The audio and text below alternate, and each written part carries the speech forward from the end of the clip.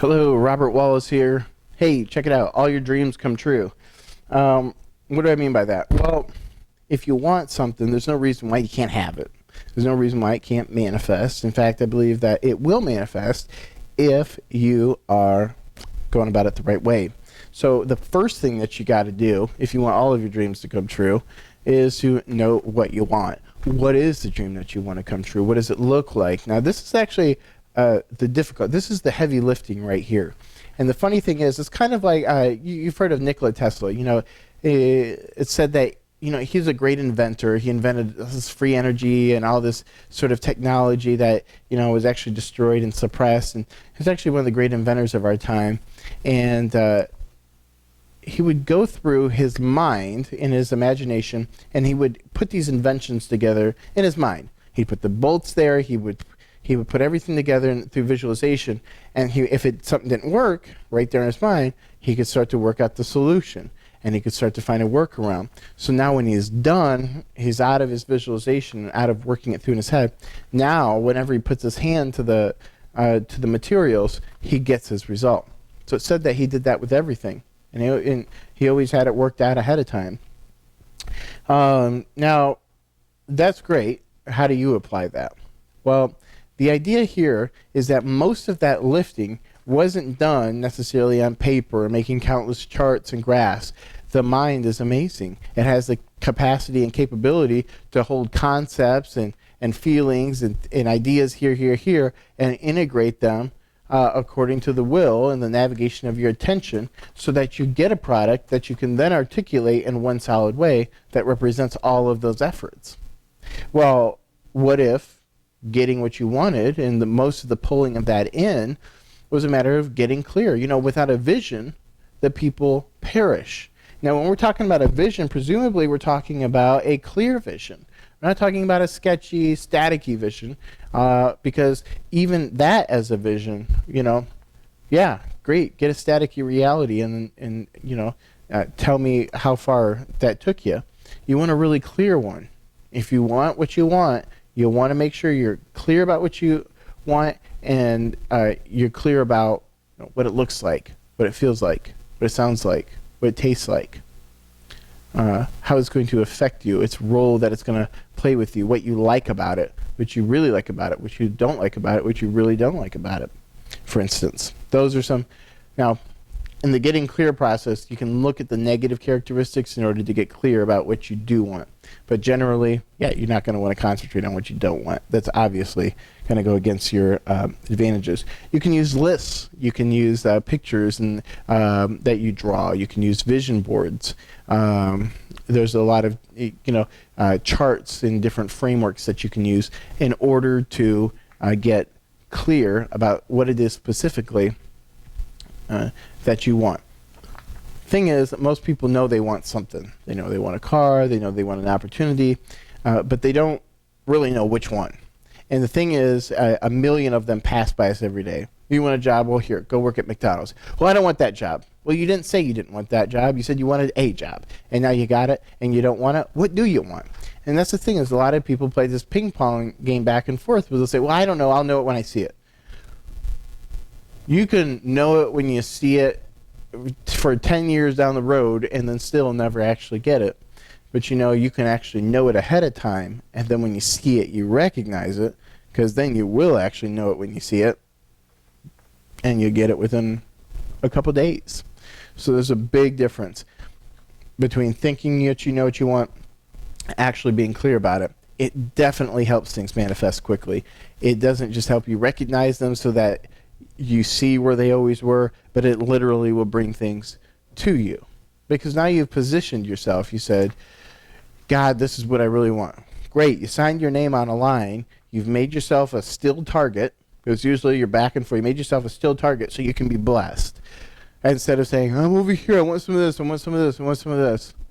Okay, this is a doubting man. Let him not think that he shall receive anything. Pick one thing and get it. And you know what? Once you get it, if you want to make a change, if you want something else, go ahead and do it again. Do the exercises again, and get clear about what you want now. And you'll find that you're only getting what you're thinking about. And if you if you get something that you don't like, or if you're surrounded by things you don't like, you've only got yourself to blame.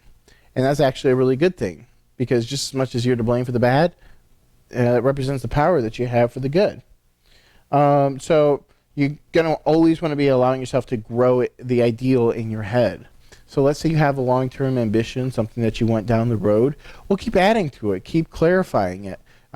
Keep elaborating on it. Because what's going to happen is, through your experiences and while you're thinking about this and keep holding this goal of one day this event happening or this happening in your life, what eventually is going to happen is, you're going to start growing. The universe is going to start dragging you through circumstances and through the people and the events that you need to have under your belt, you need to have an understanding of, to make you ready for just that thing. So, by the time that you get to where you're at, you're going to know, I want it to be within the context of a medical society. Well, several years ago when you started it, all you knew is that you wanted to, have this sort of, make this sort of contribution, or make this sort of, statement or whatever. And now you know exactly where you want to do it. Well, that comes through continuing to clarify. Don't be afraid to add to it, but make sure that as you're adding to it, it's what you want. And then next time you think about it with all these details put into it. And the other thing, when it comes to making all your dreams come true, yeah, you want to get clear about what you want. You want to use lists. You want to draw pictures. You want to make vision boards. You want to be allowing yourself to grow it as you go, and to remember to keep bringing it up in your head and cultivating it. But you want to pursue spiritual things. What does this mean? Well, put simply, pursuing spiritual things means pursuing spiritual ends. So if I want, if you want a thing, that's fine. But if your mindset is generally carnal and secular in nature, and you're only thinking about things you want to attract, you're going to miss the entire point of this entire thing. And I say missing the entire point because, A, you get what you want by being happy first. Okay? This is more of a spiritual, mental, emotional, intellectual. These are sort of properties that you're taking care of. You're cultivating your self-esteem. You're working on your perception, your paradigm of the world. You're clarifying your understanding about God and the nature of prayer.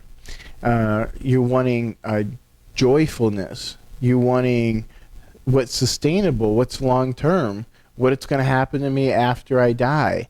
And when you start to look at life from that deeper point of view, then all of a sudden you transcend this material world, and from that vantage point, from that height of high thought, these sorts of physical things that you were wanting before, they come about much more easily.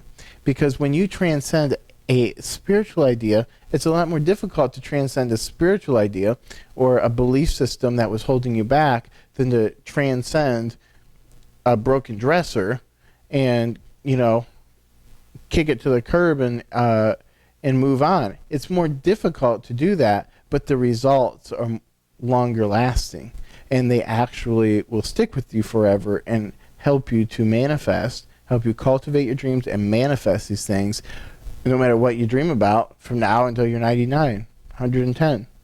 So, and then when you're out of the body and you're actually moving on in your spiritual life, these are the things that are going to stick with you. Not the car that you drove, not the money that you had, and the richest man in the graveyard concept. You're actually going to become in a glorified version of the character that you're cultivating right now. And if it's a good character, it's going to serve you. If it's not, now this does go down into a spiritual path, and maybe all you want is just to manifest things. Well, you can use these tactics to do that. I just recommend that when you see the next step is get clear, work on your inner man, that you don't overlook that as some fluffy extra, but you realize that eventually every master realizes that this is the direction that it takes. I didn't realize that I was going to go in that direction when I started this, but I figured out, hey, this is a thought life, and everything I had to start taking care of in order to get great results and refining it meant that I was actually working on an inner person. And I did it anyway, because that's what all the material said I had to do. And you know what? it turns out that was the greatest gift I got out of this. That is the thing that, if everything else falls apart, will allow you to rebuild. That'll allow you to be happy, you know. So that's how you make your dreams come true. So get in there, get clear, work on your iterations, and keep your pursuits, your spiritual aim high. And then whatever you can visualize can come to pass. Christian consciousness, metaphysics, mind, body, spirit. Getting to the bottom of our meta history. The New Precept video blog.